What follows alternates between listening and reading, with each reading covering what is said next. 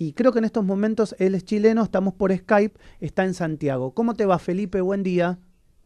Hola, ¿qué tal? ¿Cómo están? Muy Gracias, buenos días, gracias, gra- gracias por el llamado. gracias por atendernos, como siempre, Felipe. No, gracias a ustedes y también por la preocupación que han mostrado. ¿Qué está sucediendo en la hermana República Trasandina, Felipe? Eh, lo que sucede es, en parte, bien lo has dicho tú, hemos sido ejemplo en muchas cosas económicas, en muchos adelantos económicos, pero hacia afuera se muestra una forma que ha sido distinta como la realidad se ha proyectado hacia adentro. O sea, que tengamos ingreso per cápita de $25.000 de un país desarrollado no significa que eso se esté distribuyendo de manera desarrollada al interior del país. Entonces, esa inequidad es la que finalmente terminó por cansar a una clase media y una clase popular muy ahogada, con muchas deudas y con imposibilidad de poder crecer, surgir y desarrollarse en este país. Entonces, Ujú. ante eso es que se produce este estallido social.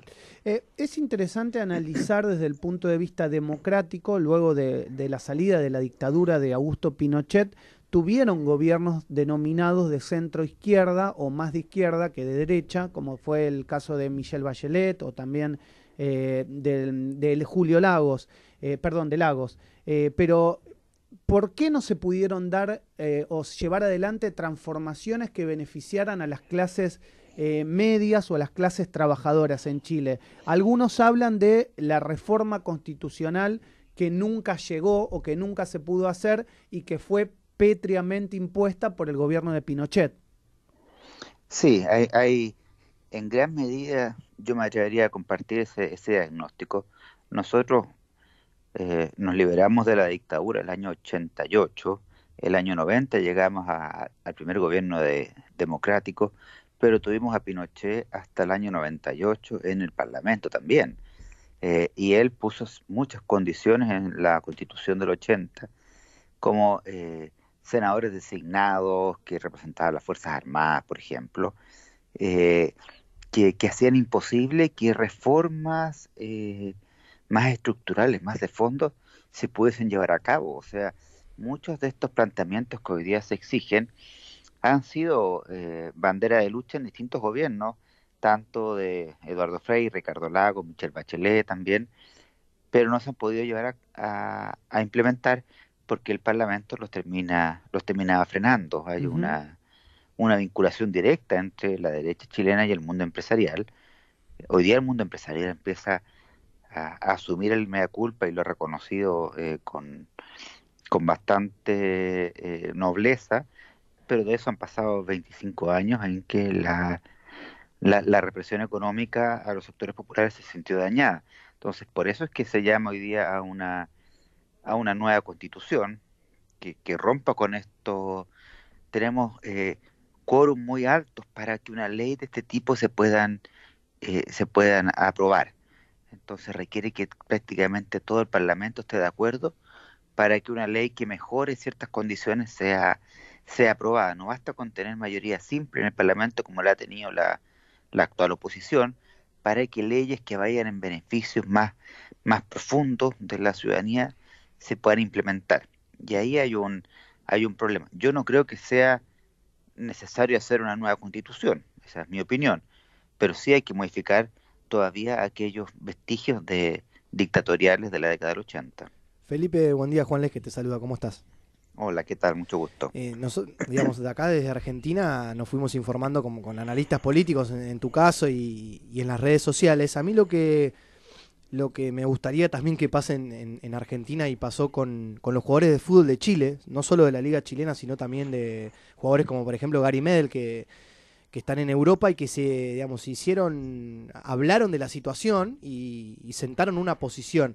Y a mí me queda un tuit de Gary Medel donde sube una foto que se viralizó, que es un papel que dice: no es el metro, es salud, es educación, es pensiones, es vivienda, es el sueldo del parlamentario, es el aumento de la luz, es el aumento de la benzina, es el robo de las Fuerzas Armadas, es el perdonazo al empresario, es la dignidad de una sociedad, que va en este tema que vos venís planteando del Parlamento. Y yo veo es el perdonazo al empresario. ¿cómo me explicás que vos recién me hablabas de la connivencia entre las Fuerzas Armadas y el empresario? ¿Qué le perdonan al empresario digamos, para hacer un resumen sobre esa relación Ujú. que existe? Fíjate que acá por robar una gallina eh, puedes llegar a tener hasta 5 años de cárcel, pero empresarios han defalcado al Estado, no pagando impuestos por millones de dólares, y se les condenó a clases de ética en una universidad. Entonces, eso es algo que realmente indigna y que ha trascendido el tiempo. O sea, no es un empresario el que haya abusado de sus privilegios para hacerse más rico. El 1% del país se queda con el 30% de las ganancias del país, Ujú. sino que son varios empresarios donde se les ha hecho perdonazos a sus deudas. Cuando ha habido colusión, hubo colusión de las farmacias en Chile, de las 3 cadenas principales. No hay ninguno que esté preso, sino que con arresto domiciliario en unas mansiones que tienen. Hubo colusión en el caso de los pollos también. Hubo colusión en sectores de servicios y en el sector de la banca, y ni uno de esos está preso. Entonces, yo no digo que quizás no tenga que estar preso el que tiene una gallina, quizás el caso un poco extremo, pero eso molesta mucho a la ciudadanía cuando no solo son los ricos los que tienen todos los privilegios, sino que también ante circunstancias extremas, eh, sus sanciones son marginales. Entonces ahí cuando la gente empieza a ver que sus jefes abusan del sistema y el trabajador paga 100% de sus impuestos, paga todo lo que tiene que pagar con sobreprecio por la colusión de sus propios jefes, y eso también terminó gatillando. En este país hay un sector en el cual yo me incluyo, con vergüenza, pero me incluyo, que somos privilegiados, que tenemos acceso a medicamentos con seguro, que tenemos acceso a una educación privada de calidad que cuesta en el caso de mi hijo $800 al Mm. mes, eh, que tenemos acceso a autos con beneficio por ser diésel y que tiene la gasolina, que le llamamos benzina acá, tiene subsidio al diésel, o sea, y que tenemos sueldos que son privilegiados. Y hay otro porcentaje, que es el 80% de este país, que no tiene esos privilegios, y que el Estado no ha hecho nada y el empresariado no ha hecho nada, y en realidad muchos de nosotros no hemos hecho nada para que la cancha se nivele un poco. Tenemos una cancha de tierra por un lado y tenemos una cancha de pasto fantástica por el otro, y además tenemos una cancha con desnivel. Entonces es muy difícil jugar así Eh, eh, en ese nivel de desigualdad. En base a eso que estás hablando, la pregunta es, ¿por qué entonces el pueblo chileno en la última elección vota a la parte de este 1% de la población, que es entre ellos Sebastián Piñera, el actual presidente? Claro, votó primero hay que hacer el presidente Piñera, le gusta mucho decir que él ganó con una amplia mayoría del 56%. Es cierto, ganó con el 56% del 49% que votó, o sea, con un 27%. Esa es la realidad.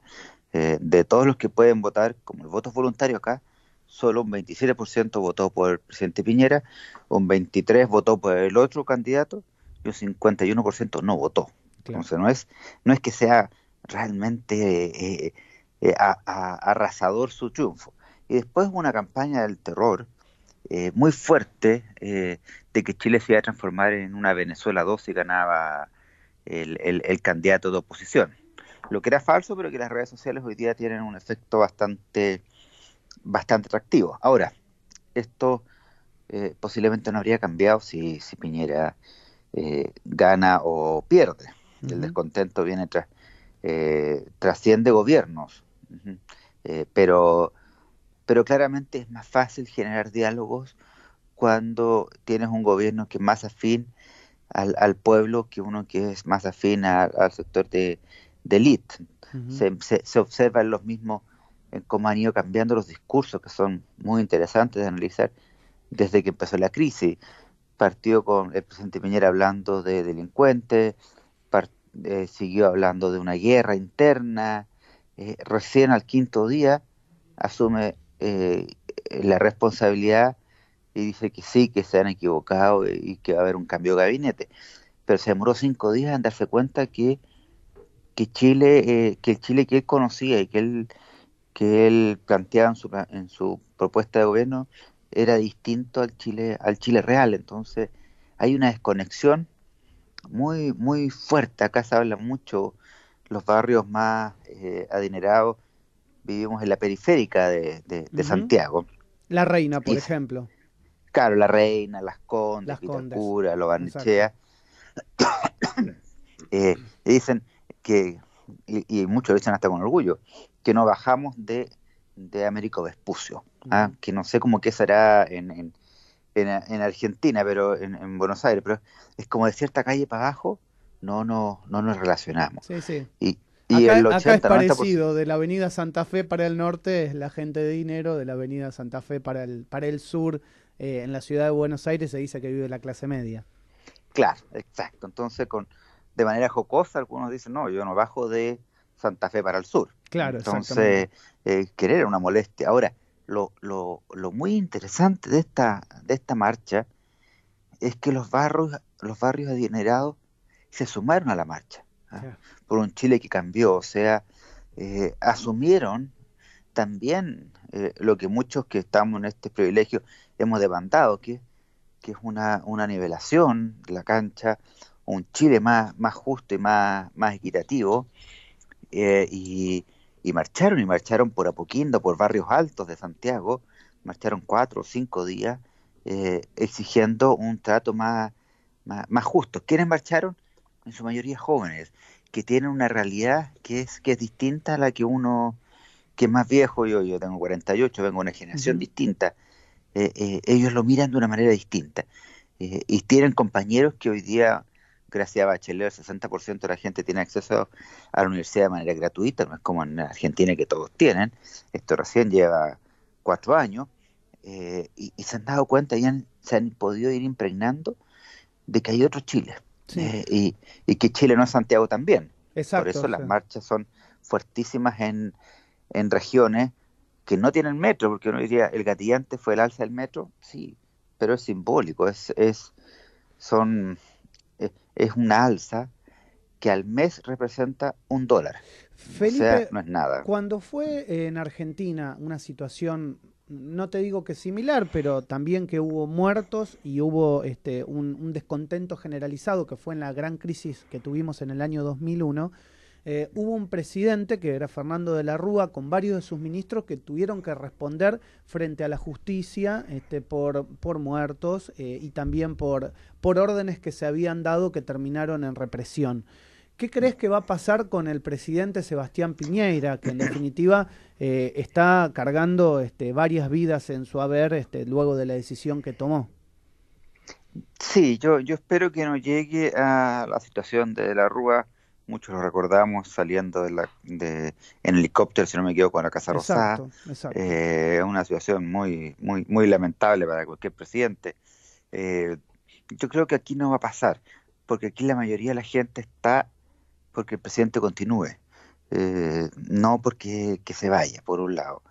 Y sí vamos a buscar los responsables de, de los abusos, de las matanzas que ha habido, eh, pero no responsabilizándolas, creo yo, exclusivamente en el gobierno, porque aquí ha habido de ambos lados, o sea, ha habido uniformados que han quedado muy heridos y muy dañados, como también ha habido sociedad civil que ha quedado dañada, pero ha habido muertos que han fallecido en los supermercados que se han saqueado y quemado, o sea, que Ujú. nada tienen que ver ni uno ni el otro. O sea, la violencia genera violencia. Y en general, a mí que me ha tocado estar en varias de las marchas, he visto que en su mayoría han sido muy pacíficas, más allá de gases lacrimógenos que son desagradables porque es parte de la realidad y del juego de las manifestaciones, o el carro lanzagua. No he visto más y he participado en las más masivas. Después siempre se quedan los vándalos. Eso es algo, no sé si pasa en Argentina, pero en Chile se juega Colo-Colo con la Universidad de Chile. Ujú. Va a haber saqueos y va a haber abuso permanente. O sea, si juega, no sé, allá Boca con River después del partido, siempre hay alguien que va a hacer desmanes. Ujú. Eso acá en Chile pasa habitualmente. Ujú. Y es ellos los que hoy día están más complicados y los que se enfrentan mayormente a la policía. Felipe, no quiero dejar de aprovechar estos minutos por tu experiencia y vasta experiencia que tenés en la región, analizando varios países.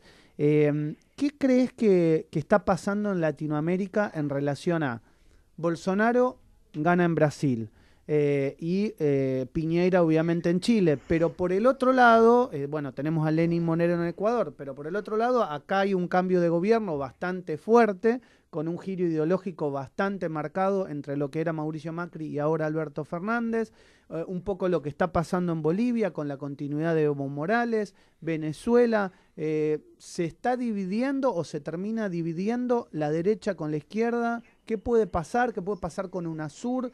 ¿Qué puede pasar con la OEA? ¿Y qué puede pasar con el Grupo de Lima, ahora que Argentina seguramente va a salir? Ujú. Mira, yo creo sinceramente, a lo largo del tiempo, Latinoamérica es un continente más bien de izquierda que de derecha. Hay gobiernos de derecha, pero siempre termina volviendo con más fuerza a la izquierda. Una izquierda que tiene características como la de Bolivia, que es una izquierda más dura, una izquierda intransigente como es la que hay hoy día en Ecuador, que es una dictadura de izquierda, pero tenemos también gobiernos como los que han habido en Argentina, en Chile, en Perú, en Uruguay hoy día, que también volvemos a tener posiblemente un gobierno de izquierda, y en Brasil, que son de izquierda más moderada. Yo creo que hubo un momento en que se derechizó un poco el continente, pero me parece que va a volver a un modelo de centro izquierda. No veo a Bolsonaro, quien ha caído en su popularidad fuertemente, que pueda replicar su modelo. Tampoco lo veo en Chile, en Argentina tampoco logró resultar, y con eso se empieza como a caer. Sí me interesa también ver si este modelo chileno de revuelta civil, de manifestación civil, se empieza a replicar en otros países. Me parece que es como interesante analizar como Argentina, por ejemplo, con Ni Una Menos, hizo de eso algo que marcó a Latinoamérica, y en Chile lo recibimos con mucha fuerza. A veces me parece que estas manifestaciones que está teniendo el pueblo chileno podrían replicarse en otros países de Latinoamérica que viven situaciones similares, donde hay una clase social que es la más amplia del país, que está extremadamente reprimida en torno a los privilegios de otros. Ujú. Creo que eso podría replicarse quizás en Brasil. Lo viví hace 3 semanas en Brasil con una marcha de los profesores. Exacto, sí. Me tocó estar allá participando, y hay una sensación que está hoy día un poco soterrada, de que es el minuto de pararse en la calle a reclamar. Ahora, Bolsonaro no es Piñera, afortunadamente para nosotros. Bolsonaro tiene características que, que claramente generarían una revuelta civil con muchísimo daño, porque está como en su naturaleza pseudofascista el ataque al otro. Ujú. Entonces es un poco complicado. Por eso no invito a la gente a hacerlo, sino que lo tomo como una reflexión. Ujú. Felipe, como siempre, gracias por estar cuando te convocamos desde Radio Sónica aquí en Buenos Aires. Te mando un No, abrazo grande. Espero pronto verte por aquí. sí, espero estar por allá pronto. Muchos saludos y gracias a ustedes por la preocupación U- por nuestro país. Un abrazo grande. Felipe Vergara, desde Santiago de Chile, contándonos la situación que se vive en el país hermano. Bueno, obviamente es todo charlable, analizable, ¿no? Me parece que es importante tener la visión de quien está allá y de cómo lo vive. Lo que pasa que yo creo que acá viéndolos desde Argentina, y yo vieron que estuve unos días afuera, y veía bastante Telesur, porque se veía en el país en el que estaba bastante Telesur, eh, y, y obviamente la visión desde el otro lado es completamente distinta. O sea, la culpa es claramente del gobierno de derecha y de la represión y de la derecha, que lo único que sabe es cuando se moviliza a la calle es reprimir con tanques, con gases. Entonces, también esto se lleva a la visión ideológica en Latinoamérica, ¿no? Como que cada uno se sienta desde su lado. Sí, aparte, como bien marcaba Felipe, de que él quisiese que esa marcha que hubo en Chile se pueda replicar en el sentido de ir hacia la desigualdad. Argentina tiene vastos ejemplos y antecedentes sobre marchas en la calle por la desigualdad. Ecuador también tuvo ahora, exacto. Una gran revuelta, como así la llamó Felipe, revuelta civil, por así llamarlo. En Bolivia también hubo, sobre todo la diferencia entre La Paz y Santa Cruz de la Sierra, que es donde se dieron los principales focos. Pero sí coincido con Felipe en que Brasil tal vez en el corto lapso va a tener que volver a salir a la calle como en su momento ya salió. Sí, eso es sumamente interesante. Yo creo que porque Bolsonaro, más allá que lo hayan votado y que cada voto vale lo mismo, en la sociedad brasilera, y sobre todo con Argentina, ¿no? Como Argentina eligió mal la frase de Bolsonaro. Me parece que ya su aspecto autoritario, dictador, deja de ser gracioso y pasa a ser totalmente peligroso. Recordemos que alguna de las cosas que dijo Bolsonaro es que con el gobierno de Argentina no va ni a hablar. O sea, con el gobierno electo de Argentina democráticamente, estamos hablando de Alberto Fernández, y uno entiende a pensar, bueno, si no hablas, ¿dónde está tu nivel de tolerancia y tu nivel de democracia? Tenés dos países que sostener, Brasil y Argentina, que son socios estratégicos y que tienen una historia en común. ¿Cómo no podés hablar con el presidente que su pueblo elige? No el tuyo, el del país vecino. O sea, Sí, ¿dónde está tu tolerancia, no? Retomando otro de los puntos que decía Felipe, de que ya bajó esa imagen positiva que tuvo Bolsonaro en la previa de las elecciones, me parece que ya no le está resultando ese discurso de que, bueno, Brasil solamente va a hablar con uno o dos países del mundo. Digamos, el propio brasilero o brasilera te está diciendo, bueno, mínimamente con la Argentina, que es el socio, como vos mismo acá, socio estratégico, haber dicho que él no va a hablar y que tal vez lo expulsaría del Mercosur, que siempre fue un rumor que se dijo, me parece que es muy grave, muy fuerte, y que el pueblo brasilero, no tengo dudas que en el corto lapso va a volver a salir a la calle, porque ya después no tiene sustento lo que está haciendo Bolsonaro. Bueno, volvemos después del tema con muchas noticias. Queda más información hasta las 12 del mediodía.